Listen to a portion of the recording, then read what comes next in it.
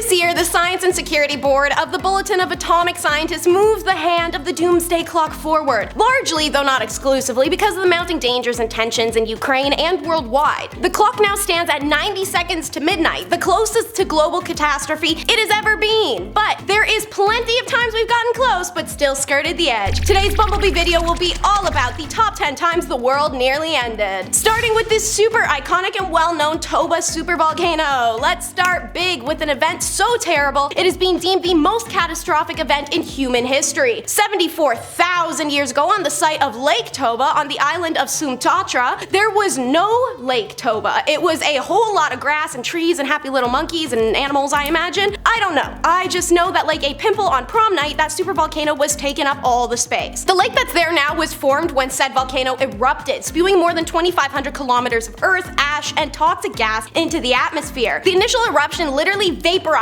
all life in the region. Toba was at least 2 magnitudes larger and 10 times more powerful than the Tambora, which you'll learn about in a little. And man, what wasn't vaporized was effed up by proxy. We've had some monster tsunamis battering the coast around India Ocean and the South Chinese Sea, while ash clouds and sulfur gas blocked out the sun, just casually intensifying the ice age Earth was already experiencing. At the time of the Toba eruption, Homo sapiens shared Earth with Neanderthals and Homo floresiensis. Evidence dwindles for both of those species after this incident, which suggests that the Toba eruption could have directly or indirectly contributed to the extinction of the other two races. Lucky break for Homo sapiens like you and me, I guess. In 2012, there was a coronal mass ejection. Whatever the hell that is. Well, I guess I can't say that because I am about to tell you. Normally, solar flares are something we as humans look at all odd and curious. We take hours and tours and trips just to go see the southern and northern lights after all. The 2012 solar flare, however, would have turned just about anything more technically advanced than a spear into firework. The solar event was a massive solar flare that erupted in July of 2012. The solar flare ripped through Earth's orbit and the third planet from the sun scraped through by the skin of its teeth. The Earth was just outside the line of fire, but the event hit so close to home that it ripped into the Stereo A spacecraft and struck a portion of the Earth's orbit where the planet had been sitting one short week earlier. Had the solar flare actually impacted Earth, the result would have been disastrous. A similar event did strike Earth in 1859, the Carrington event. The Carrington event slammed into Earth's atmosphere with a force of 10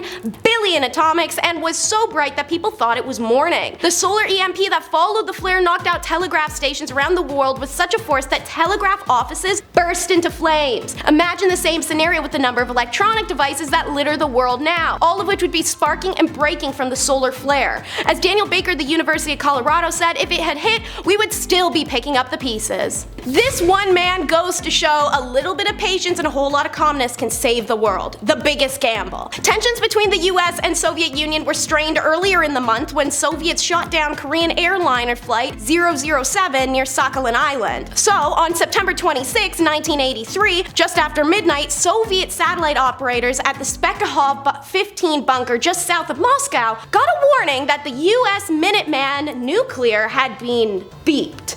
Later, 4 more were detected. The commanding officer at the bunker, Stanislav Petrov, had the sole literal purpose of existing in case this happened. His job was to inform his superior of launches made by enemy so an appropriate response could be made. Soviet policy back then called out for an all-out retaliatory strike. Knowing this, Petrov hesitated. That's a lot of death, a lot of destruction, all on a whim. So he decided not to inform his superiors. He reasoned that if the US were to strike the Soviets with a weapon of the same grade, they would use hundreds, not 5. But Petrov had no way of knowing he was right until enough time had passed by which multiple NBs could have hit their target, arguably making his decision the biggest gamble in human history. But it wasn't, and it ended up being one of the best he could have ever made. After 23 minutes, Petrov's theory that it was a false alarm was confirmed. It was later discovered the Soviet satellite had mistaken sunlight reflecting off the top of the clouds. This name sounds more fun and silly than it actually is. It's Cockcroft's Follies. On October 10th, 1957, the world almost ended, and what makes this a little different is it wouldn't have been a blaze of glory kaboom style, but a slow, horrific, agonizing demise. That was the day that a nuclear reactor in Cumbria, England, experienced a catastrophic failure that could have been disastrous. You should thank Vic Goodwin and his crew, but most especially the man who was once dubbed as paranoid, Sir John Cockcroft. Cockcroft for saving the future. Goodwin was a physicist working at the Windscale reactor, and he was the one who noticed a serious amount of radioactivity in one of the cooling chimneys. Goodwin and his crew started clearing a firebreak around the now glowing nuclear reactors as they watched a cloud of atomic material floating off. They were ultimately assigned to make an emergency water cooling system to try and keep the reactor from going more nuclear, and it was finally that system that put 11 tons of burning uranium. As for Sir John Cockcroft, he was the Atomic Energy Research Established Director who insisted on the construction of several towers that everyone made fun of him for. They were considered by the engineers of the building to be pointless. Everyone argued and insisted that time not be wasted. They were called Cockcroft's Follies. What were they? Oh, you know, last-minute additions to the plant that included filters for catching radioactive particles. Yeah, so guess who saved the MFing day? The ridicule stopped cold when everyone realized they'd captured 95% of radiation that escaped the Windscale fire, and they were the reason that Fallout is just a video game and not actual history. You've heard of this one a few times on our channel. It was the year of no summer. The volcanic mountain Tambora on the island of Sumbawa in Indonesia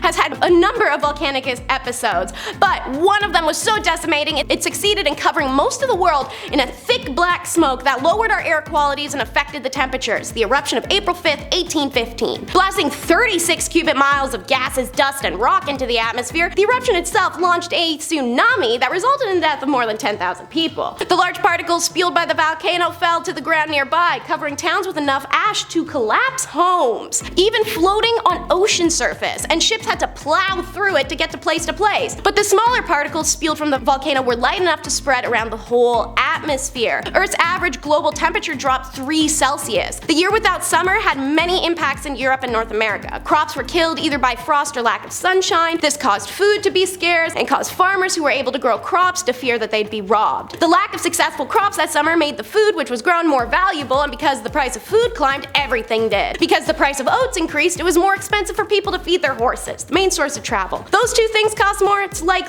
everything is just ridiculous. Hello, inflation. The gloomy summer weather also inspired writers though. Famously, Mary Shelley, her husband, and poets Percy Bysshe Shelley and Lord Byron were on a dreary-ass vacation that year and trapped indoors. Mary Shelley wrote Frankenstein, and Lord Byron wrote the poem Darkness, which begins with I had a dream which was not a dream at all. The bright sun was extinguished. Another eruption because our planet has more pimples than a teenager living like a ninja turtle. The eruption of Thera. One of the largest volcanic events on Earth is recorded in history as the Minoan eruption. It took place near the Aegean Sea of Thera during the mid-2nd millennium BCE. Yeah, we're going far, far back. The eruption was estimated to have a destructive force of 40 A-bombs detonating in unison. Interestingly, the eruption was 100 times more powerful than the eruption of Mount Vesuvius, which devastated Pompeii in 79 CE. And like Pompeii, it's easy to say this eruption became one of the defining catalysts in the demise of the early Bronze Age civilization of the Minoans. The eruption of Thera obliterated the city of Akrotiri, which is present-day Santorini, and caused earthquakes and tsunamis that nearly destroyed the surrounding islands, including the widely populated island of Crete. Some wonder if this is what started or successfully sank Atlantis. It also created a massive cloud of volcanic ash that settled across Europe and altered the global patterns, because apparently they like to do that when they explode. Can't just chill after, have to beat a dead horse with all the ash. Now for a classic, it may have been solved if they had just said return to sender. One of the most devastating global pandemics in history was the Black Death, bubonic plague, great mortality, the names given to a massive outbreak of plague caused by an infection with the bacterium Yesenina that struck in the Eurasia regions in the mid-14th century. Starting off in China, it tore across the nation, making its way west on the backs of rats and fleas as death and suffering are left in its wake. Europe had heard of the so-called Great Pestilence in the years leading up to its introduction, however they did not know what was coming truly. In 1347, a number of ships from the Black Sea arrived in the Sicilian port of Messina, with most of the sailors and Genoese soldiers on board dead. Those that survived were horrifically stay the F back level ill. I'm talking oozing boils, blood cells bursting in the eyes, bloated and lump limbs, nauseating stink like the person was rotting from the inside out. The ships were quickly turned right the hell around and sent out of harbor, but the damage had already been done. Some of these idiots got off, some people went on board. The plague quickly washed over the rest of Europe, wiping out close to a third of its population by 1951. By the time the Black Death finally subsided, it was believed to have caused the death of as many as 75 million to 200 million people in Eurasia and the rest of the world. Hey y'all, did you know that hairspray ate the ozone? A usual morning routine might include a douse of dry shampoo or hairspray or maybe a spurt of shaving cream. We do these things automatically, not even thinking about it, but as common as aerosols are, CFCs, a class of chemical that are made up of a combination of chlorine, fluorine, and carbon atoms, they are non-toxic, non-flammable, and don't react with chemicals, so that means they're safe for the environment, right? Why check? When Mario Molina and Sherwood Rowland began their work, CFCs were used in all kinds of things. Refrigerators, styrofoam, aerosols like hairspray, to name just a few items. One of the environmental alarms that went off came in 1985 when these two scientists confirmed that their fears that certain types of chemicals widely used in modern products were quite literally ripping a fat hole in the atmospheric ozone layer. Of course, the ozone layer is responsible for shielding the Earth's surface from the most harmful sun rays and us cooking to death. May I direct your attention towards Canada's wildfires right now, because that is what the ozone layer is supposed to be protecting us from. Luckily, the scientists and governments of the world acted fast with this discovery, and new regulations were put into place that limited or banned the use of CFC. If left unchecked for even a couple years, it would have permanently altered life on Earth forever. I'm definitely not the biggest fan of people messing with nature, but one scientist really took it to the scariest degree imaginable. Up next is the truest killer.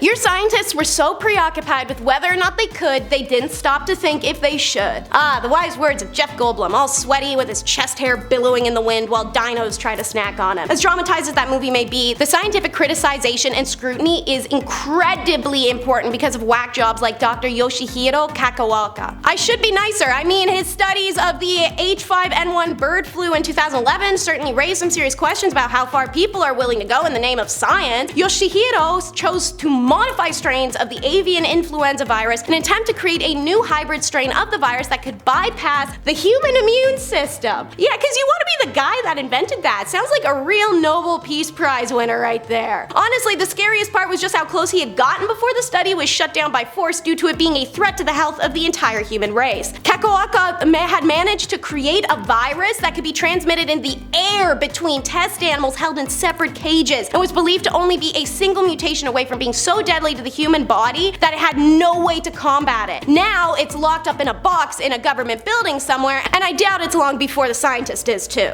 And how could it ever be least when it's both first and always last? The Veggie Plague. The mid-1990s was a time of many scientific advancements around the world. That being said, for every new computer or more eco-friendly car, there was a failure, you know, like blowing a hole in the ozone layer or making everything out of the most flammable materials possible. But one such failure that could have had astronomical effects on the world very thankfully didn't get its chance. This highly dangerous Earth-ending weapon, it came in the form of the smallest package available, bacteria.